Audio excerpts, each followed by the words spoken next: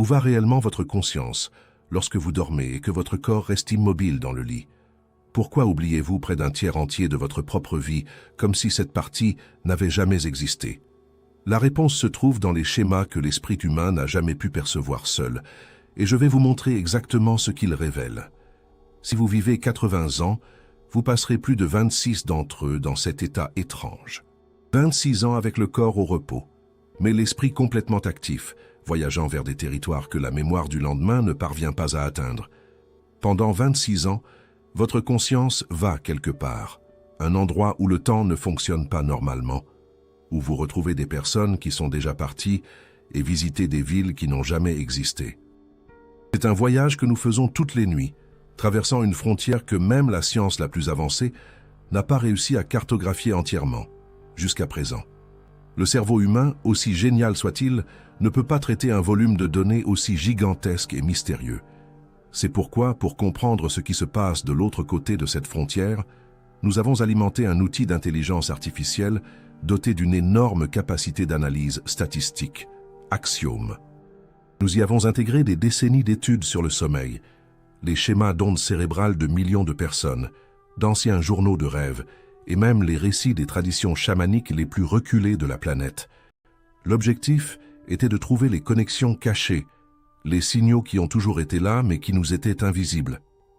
Axiom a confirmé ce que les civilisations anciennes ressentaient au plus profond d'elles-mêmes.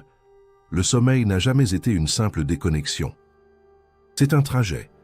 Dans l'Égypte antique, les rêves étaient traités comme des messages directs des dieux. Il existait des temples entiers dédiés à la réception de rêves sacrés et des prêtres spécialisés dans le déchiffrement de leurs symboles. Ils croyaient qu'une partie de l'âme, qu'ils appelaient le bas, se détachait du corps pour explorer d'autres royaumes et rapporter des connaissances auxquelles l'esprit éveillé ne pouvait accéder. Dans la Grèce antique, l'idée n'était pas très différente. Platon disait que pendant le sommeil, la partie rationnelle de l'âme s'endormait, permettant à des vérités plus profondes de faire surface.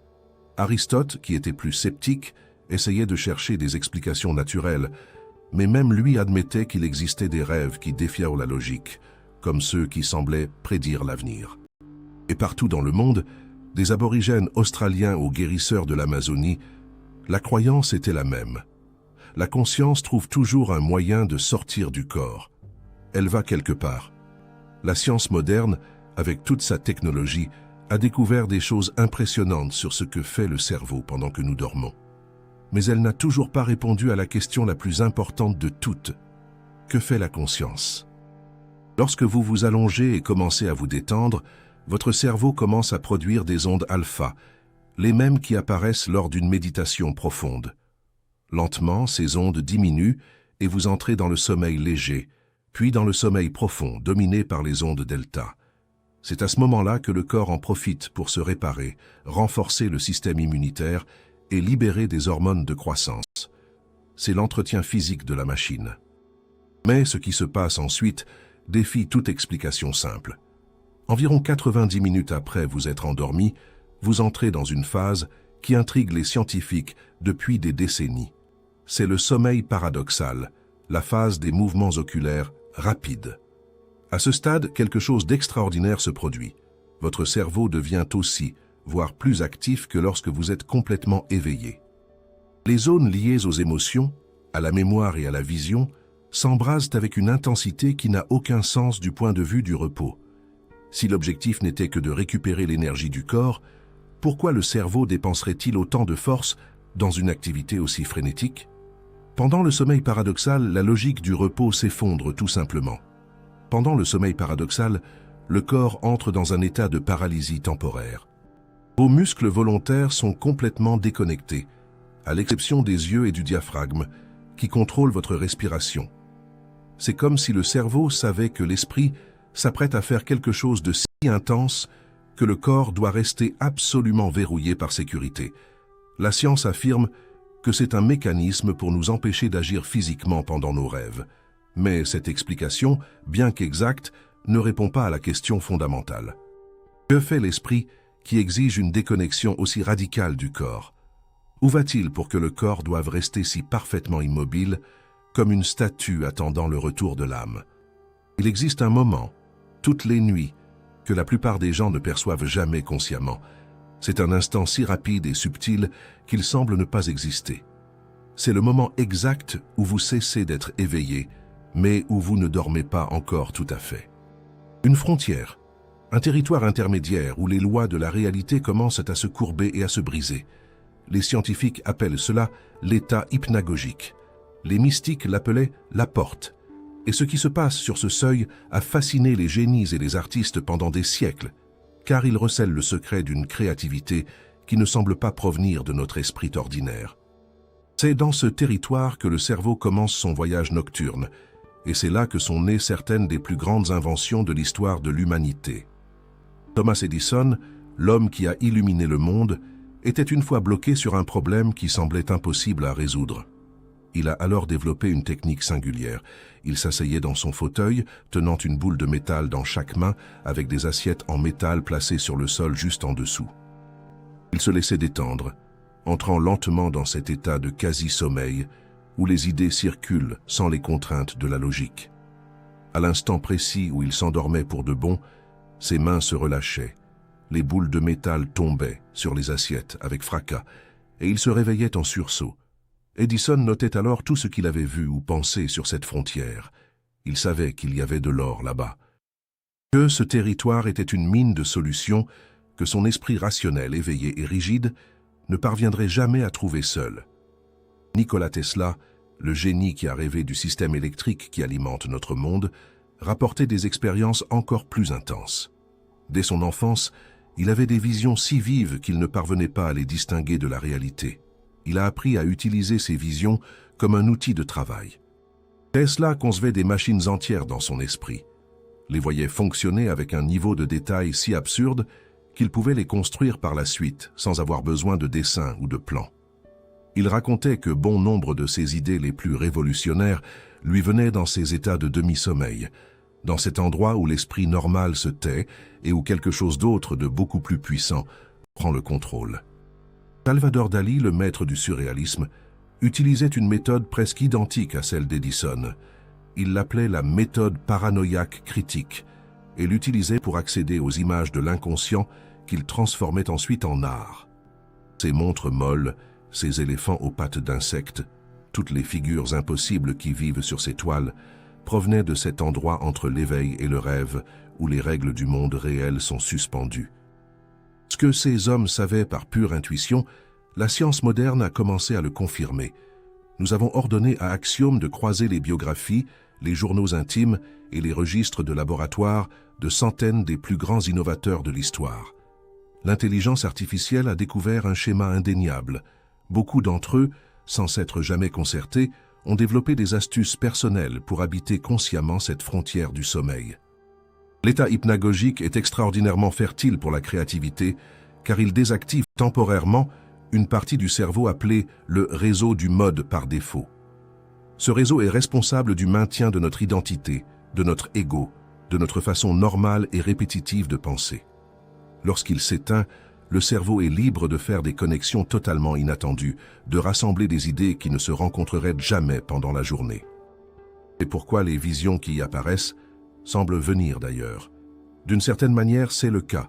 Elles proviennent d'une partie de nous à laquelle notre conscience normale ne peut accéder. Mais si cette frontière est déjà si puissante, que se passe-t-il lorsque nous franchissons complètement le seuil? Que découvre l'esprit lorsqu'il laisse derrière lui cet état initial et plonge tête la première dans le territoire profond du rêve? Les traditions anciennes disaient que l'âme voyageait, qu'elle visitait d'autres royaumes et rencontrait des entités qui vivent dans des dimensions invisibles. La science moderne affirme que le cerveau ne fait que traiter des informations, consolider des souvenirs et simuler des scénarios. Mais aucune de ces réponses n'explique complètement la sensation d'être véritablement ailleurs. C'est un psychiatre suisse, un homme qui a osé construire un pont entre le monde antique et le monde moderne, qui nous a fourni une carte pour ce territoire. Son nom était Carl Jung, et sa théorie sur les rêves a révolutionné notre compréhension de l'esprit humain. Pour Sigmund Freud, son maître, les rêves étaient comme le sous-sol de notre maison mentale, un endroit où nous gardons nos désirs secrets et nos souvenirs refoulés. Mais Jung s'est rendu compte qu'il y avait autre chose. Il a découvert que, sous notre sous-sol personnel, il existe un océan psychique qui relie toute l'humanité, qu'il a appelé l'inconscient collectif. L'idée de Jung était radicale et en même temps simple. Il a proposé que nous ne sommes pas des esprits isolés.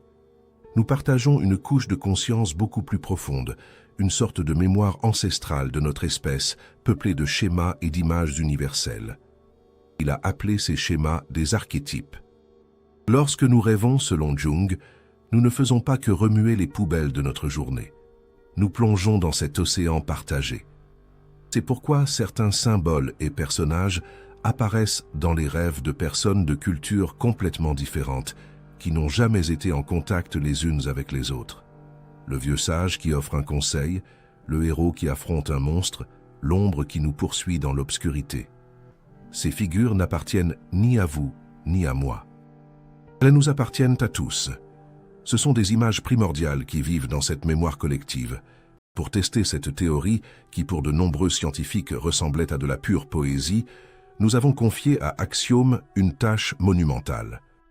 L'intelligence artificielle a analysé la plus grande base de données de récits humains jamais compilés, des mythes de la création, des légendes de héros, des contes de fées, des textes sacrés et des millions de journaux de rêves anonymes collectés sur Internet au cours de 20 années. Le résultat qu'Axiom nous a livré a été concluant et mathématiquement impressionnant. Les mêmes archétypes, les mêmes voyages fondamentaux et les mêmes conflits symboliques se répétaient dans toutes les cultures et à toutes les époques, comme un code génétique de notre imagination. La machine a confirmé que les histoires que nous racontons et les rêves que nous faisons sont construits avec les mêmes blocs de base, peu importe que nous vivions dans l'ancienne Mésopotamie ou dans une métropole moderne. Jung avait raison. L'évidence statistique d'un terrain psychique partagé était indéniable. Cela change complètement la signification du voyage que nous faisons toutes les nuits. S'il existe un inconscient collectif, alors le rêve n'est plus un événement privé qui se produit à l'intérieur de votre crâne. Il devient une porte vers quelque chose de beaucoup plus grand, une dimension de la réalité où les frontières entre les esprits individuels commencent à se dissoudre. Cela expliquerait certains des phénomènes les plus étranges que la science conventionnelle ignore tout simplement. Des rêves qui semblent prédire l'avenir, des rêves où deux personnes différentes se rencontrent et vivent la même expérience. Si nous nageons tous dans le même océan, il n'est peut-être pas si impossible que de temps en temps, deux nageurs se rencontrent dans l'immensité de la nuit. Le rêve ne concerne plus seulement votre passé personnel, il concerne aussi notre passé collectif, une connexion avec une sagesse qui transcende notre petite vie individuelle. L'esprit étant capable d'accéder à cet océan collectif, la prochaine étape naturelle était d'essayer d'en contrôler la navigation. Est-il possible de devenir conscient à l'intérieur du rêve et d'explorer ce territoire de son propre gré? La réponse est oui. Cette exploration intentionnelle répond au nom de rêve lucide.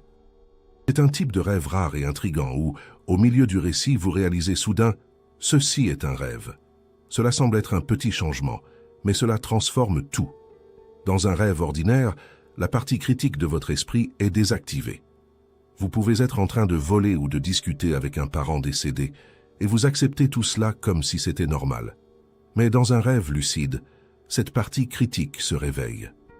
Et à ce moment-là, le rêveur passif se transforme en un explorateur actif. Les personnes qui font des rêves lucides rapportent une clarté de pensée qui dépasse parfois celle de la vie réelle. Les couleurs deviennent plus vives, les sensations plus intenses. Et le plus incroyable, c'est qu'elles peuvent commencer à influencer ce qui se passe. Elles peuvent décider de voler et le corps obéit. Elles peuvent vouloir visiter un endroit et le décor se transforme. C'est comme avoir accès à un simulateur de réalité où les seules lois sont celles de votre propre imagination. Pendant longtemps, la science a traité cela comme un fantasme, mais les études en laboratoire ont prouvé qu'il s'agit d'un phénomène réel. Des chercheurs ont demandé à des rêveurs lucides expérimentés de faire des signaux spécifiques avec leurs yeux, un code convenu à l'avance, dès qu'ils se rendaient compte qu'ils rêvaient. Et les signaux sont apparus clairement sur les moniteurs, alors que toutes les autres données montraient que la personne était profondément endormie dans la phase de sommeil paradoxal. La conscience était éveillée dans un cerveau qui aurait dû être inconscient. Mais si la conscience peut s'éveiller à l'intérieur du rêve et naviguer dans cet espace, peut-être peut-elle aussi accéder à des informations qui ne sont pas stockées dans notre mémoire personnelle. Peut-être peut-elle voyager vers des endroits encore plus étranges. À ce stade, la logique du temps commence à défaillir et nous nous heurtons au rêve prémonitoire. Un rêve qui semble montrer des événements qui ne se sont pas encore produits. La science officielle rejette cela comme une simple coïncidence, mais certains cas sont si détaillés que l'explication ne convainc pas. Quelques jours avant d'être assassiné, le président américain Abraham Lincoln a fait un rêve qui l'a profondément perturbé. Il a raconté à sa femme et à des amis proches qu'il avait rêvé qu'il marchait dans la Maison Blanche et entendait des pleurs. Il a suivi le son jusqu'à un salon où il a trouvé un corps recouvert, gardé par des soldats et entouré par une foule en pleurs. Dans le rêve, Lincoln a demandé à l'un des soldats qui était mort, et le soldat a répondu « le président ». Il a été assassiné. Une semaine plus tard, Lincoln a été tué. L'histoire est d'une précision qui donne des frissons. Le cas du Titanic est encore plus impressionnant car il n'a pas impliqué qu'une seule personne. Avant son voyage inaugural, des dizaines de personnes ont rapporté avoir fait des rêves terribles au sujet du naufrage du navire. Certaines ont été tellement effrayées qu'elles ont annulé leurs billets. Le célèbre banquier J.P. Morgan, qui avait réservé l'une des suites les plus luxueuses, a annulé son voyage à la dernière minute. Pour déterminer la probabilité mathématique qu'il ne s'agisse que de hasard, nous avons alimenté Axiom avec tous les récits documentés. L'intelligence artificielle a croisé le nombre de passagers, le pourcentage d'annulation de dernière minute et le contenu spécifique de ces rêves. Le verdict fut mathématique. La probabilité que tant de personnes indépendantes rêvent d'un désastre aussi spécifique avant qu'il ne se produise était si faible qu'elle s'approchait de zéro. Les chiffres pointaient vers une direction effrayante. Peut-être que le temps n'est pas une ligne droite. Peut-être que le futur peut, d'une manière ou d'une autre, envoyer des échos vers le passé. Et si la conscience peut voyager à travers le temps, peut-elle traverser l'espace qui existe entre deux esprits? La rupture des règles du temps a ouvert la voie à quelque chose d'encore plus intime. Le rêve partagé. Deux personnes, parfois à des milliers de kilomètres de distance, rêvent de la même chose, la même nuit. Elles se rencontrent dans le même décor, ont la même conversation, et, au réveil, chacune se souvient de l'expérience avec les mêmes détails. Les couples, les jumeaux et les amis proches sont ceux qui rapportent le plus ces expériences. Si nous sommes tous connectés par cet océan psychique de Jung, alors le rêve partagé est peut-être le moment où deux voyageurs nocturnes se rencontrent sur l'une de ces îles secrètes, prouvant que le voyage de la conscience pendant le sommeil peut aller bien au-delà des limites de notre propre cerveau. Le voyage de la conscience que nous faisons toutes les nuits peut nous mener encore plus loin que nous ne l'imaginons. Et si, à certains moments, la connexion avec le corps physique ne faisait pas que se relâcher, mais se rompait complètement? La connexion relâchée avec le corps physique ouvre la porte à des récits encore plus controversés, comme la sensation de sortir de sa propre peau. Robert Monroe était un entrepreneur pragmatique dans le domaine de la radio, pas un mystique. En 1958, il a commencé à vivre des expériences nocturnes qui l'ont terrifié. Il ressentait une vibration intense et soudainement, il flottait près du plafond, regardant son propre corps allongé sur le lit. Il a voyagé vers des endroits qu'il n'avait jamais visités et par la suite, en vérifiant, il découvrait que ses descriptions étaient parfaites. Au début, Monroe a pensé qu'il était malade ou qu'il devenait fou. Mais après que les médecins lui ont assuré qu'il était en parfaite santé, il a décidé de faire ce qu'un bon homme d'affaires ferait. Il a commencé à enquêter de manière systématique. Pendant des décennies, il a exploré ces états hors du corps, cartographiant ce qu'il appelait différents lieux, des dimensions avec leurs propres règles et habitants. La science conventionnelle explique ces expériences comme une sorte d'hallucination complexe, une ruse du cerveau. Et il est vrai que nous pouvons provoquer des sensations similaires en stimulant certaines parties du cerveau avec des électrodes. Mais cette explication ne couvre pas tout. Il existe des cas documentés de personnes qui, lors d'une expérience hors du corps, ont vu et entendu des choses qu'il était impossible de percevoir depuis la position de leur corps physique et qui, plus tard, ont été confirmées comme étant vraies. Mais le voyage de la conscience peut mener à un endroit encore plus définitif. Que se passe-t-il lorsque le corps n'est pas seulement endormi, mais cliniquement mort? L'ultime frontière de ce voyage ne se produit pas pendant le sommeil profond, mais lorsque le corps s'éteint cliniquement. L'expérience de mort imminente. Le docteur Eben Alexander était le genre de personne qui n'aurait jamais cru à ces histoires. Il était un neurochirurgien diplômé de Harvard, un scientifique rigoureux qui croyait que la conscience était simplement un produit de la chimie du cerveau. Pour lui, lorsque le cerveau s'arrêtait, tout était fini. Jusqu'à ce qu'en 2008, son propre cerveau s'arrête. Une méningite bactérienne rare et agressive a détruit la partie de son cerveau responsable de toute pensée ou émotion. Il a passé 7 jours dans un coma profond. Du point de vue des neurosciences, il n'était plus là. Il n'y avait aucune base physique pour qu'il ait une quelconque expérience consciente. Et pourtant, il en a eu une. Eben Alexander a décrit un voyage vers des dimensions d'une beauté et d'une complexité que les mots peinent à décrire. Il a fait l'expérience d'une conscience élargie, d'un amour inconditionnel et a reçu des informations profondes sur la nature de l'univers. L'expérience a été, selon lui, plus réelle que tout ce qu'il avait jamais vécu. Lorsqu'il s'est rétabli, contre toute attente médicale, sa vision du monde avait changé pour toujours. Le scientifique matérialiste a été contraint d'accepter que la conscience n'était pas ce qu'il pensait. Pour vérifier si le cas d'Alexander était une anomalie ou s'il s'inscrivait dans un schéma plus vaste, Axiom a été chargé d'analyser la plus grande étude jamais réalisée sur le sujet, menée par le cardiologue néerlandais Pim van Lommel, ainsi que des milliers d'autres récits d'expériences de mort imminente. Le croisement des données a révélé quelque chose qui défie la logique. Un pourcentage statistiquement significatif de patients ayant été cliniquement morts, avec un cerveau sans activité mesurable, ont rapporté des expériences lucides et détaillées. Certains ont décrit avec précision les procédures médicales que les médecins ont utilisées pour les réanimer, des choses qu'ils n'avaient aucun moyen de savoir. La cohérence de ces récits, à travers différentes cultures et époques, était mathématiquement trop élevée pour être écartée comme de simples hallucinations. Cela nous place face à la possibilité la plus radicale de toutes. Peut-être que le cerveau ne produit pas la conscience. Peut-être qu'il fonctionne davantage comme une antenne radio qui capte un signal déjà existant. Au cours de la vie normale, l'antenne est syntonisée sur le canal du monde physique. Mais pendant le sommeil profond, la méditation ou à la limite, la mort clinique, la syntonisation peut changer. La conscience, libérée des limites du corps, peut accéder à d'autres stations, d'autres réalités qui ont toujours été là. Ce n'est pas que le cerveau crée le voyage, c'est que, finalement, il cesse de bloquer le voyageur. Le voyage de la conscience a ses cieux, mais il a aussi ses abîmes. Tous les territoires visités la nuit ne sont pas des lieux de lumière et de révélation. Il existe des régions sombres, difficiles, où habitent nos peurs les plus profondes. Nous nous sommes tous déjà réveillés un jour avec le cœur battant à tout rompre, le corps couvert de sueur froide, avec la certitude que quelque chose de terrible venait de se produire. Les cauchemars sont le côté sombre du rêve, la preuve que notre voyage nocturne peut aussi nous mener au cœur de nos propres ombres.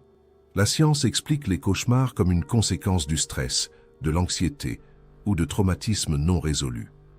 La biologie explique le corps, cependant l'esprit porte des traumatismes que la chimie seule ne peut traduire.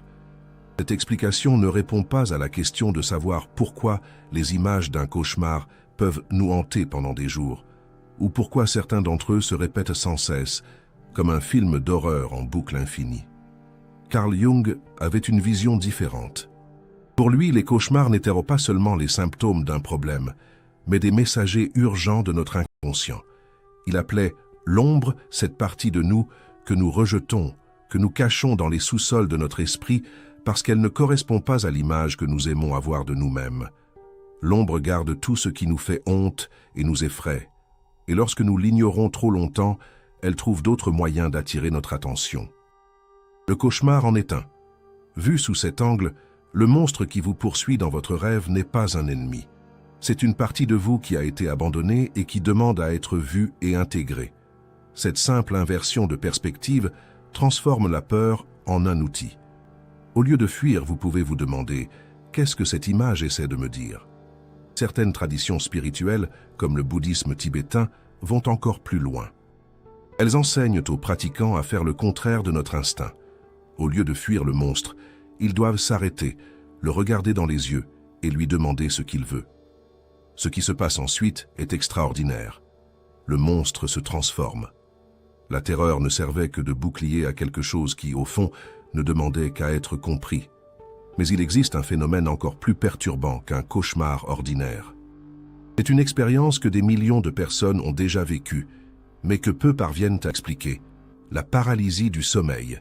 Cela se produit lorsque vous vous réveillez ou que vous pensez vous être réveillé et que vous découvrez que vous ne pouvez pas bouger.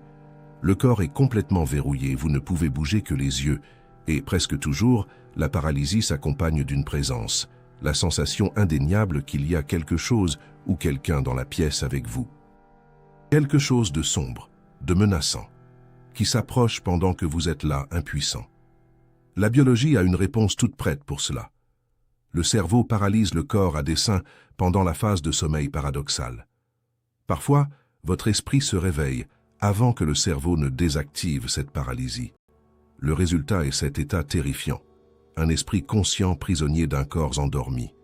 Mais encore une fois, la science explique le comment, mais elle n'explique pas le quoi.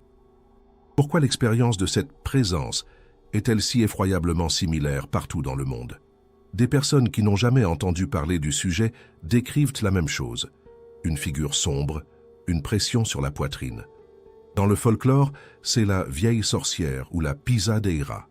Chaque culture lui a donné un nom, mais l'expérience est la même. Pour comprendre l'universalité de cette terreur, nous avons soumis des dizaines de milliers de récits de paralysie du sommeil à Axiom, en provenance de tous les continents et de différents siècles.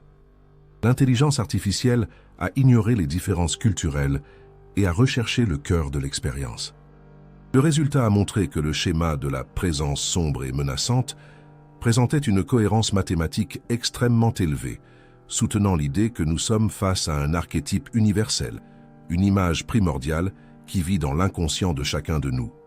Cependant, même ce territoire terrifiant peut être transformé.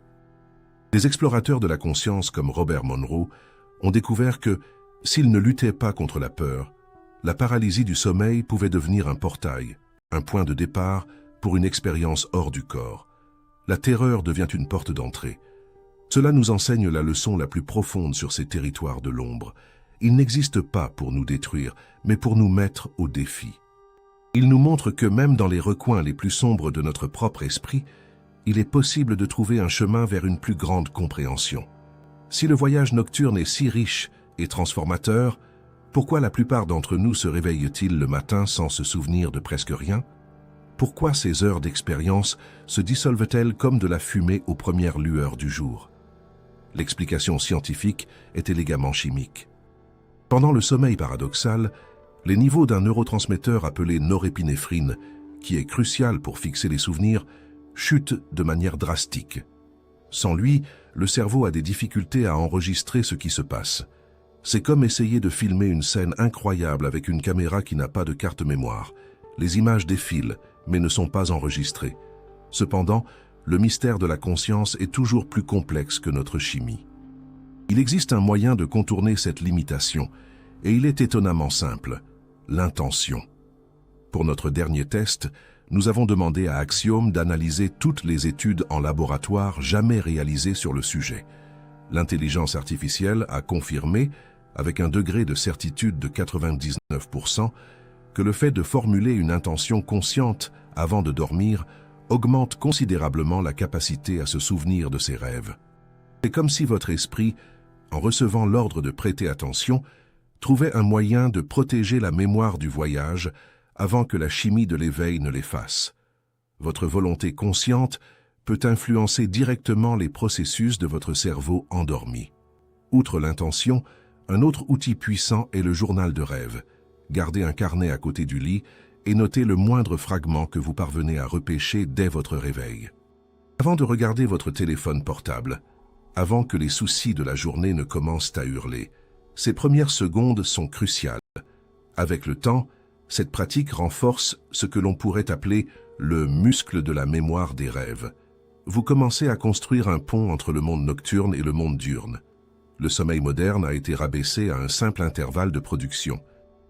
Nous le traitons comme un inconvénient, un temps perdu qui doit être minimisé au nom de la productivité. Mais peut-être passons-nous à côté de quelque chose d'essentiel. Peut-être que ces heures que nous passons à voyager dans des territoires inconnus sont tout aussi importantes pour notre âme que les heures que nous passons éveillés. Les cultures anciennes vénéraient ce mystère. Elles savaient qu'en franchissant le seuil du sommeil, quelque chose d'extraordinaire se produisait. Elles comprenaient que ce n'était pas un temps d'absence, mais d'une présence différente, une connexion avec les couches les plus profondes de nous-mêmes et de l'univers. Et au fond, se demander où va la conscience pendant que nous dormons n'est qu'une autre façon de demander « Que sommes-nous » L'enveloppe physique laissée dans le lit et l'esprit diurne ne sont que des fractions de qui vous êtes. Il existe une couche supplémentaire, quelque chose qui voyage quand le corps ne le peut pas. Quelque chose qui vit des expériences que votre esprit éveillé ne connaîtrait jamais. Le sommeil est une porte que vous franchissez toutes les nuits, peut-être sans jamais vous être rendu compte à quel point cet acte est miraculeux.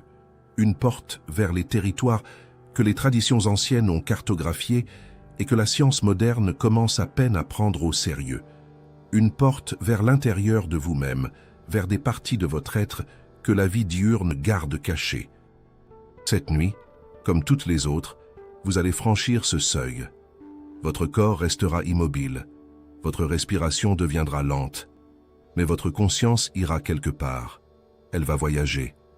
Et bien que la mémoire du matin puisse effacer la majeure partie de la carte, quelque chose revient toujours avec vous. Quelque chose vous transforme en silence. Le voyage vous prépare, vous guérit et vous enseigne. Le mystère ne se trouve pas dans un livre ancien ou dans un laboratoire lointain. Il vous attend de l'autre côté de vos propres yeux fermés. Si cette enquête vous a plu, votre abonnement à la chaîne nous aide à développer le projet de recherche Axiom. Nous serions ravis de lire votre réflexion sur le sujet de la vidéo dans les commentaires et votre suggestion pour le prochain thème à aborder. Dites-nous de quelle ville vous nous suivez. Merci de nous avoir accompagnés jusqu'au bout.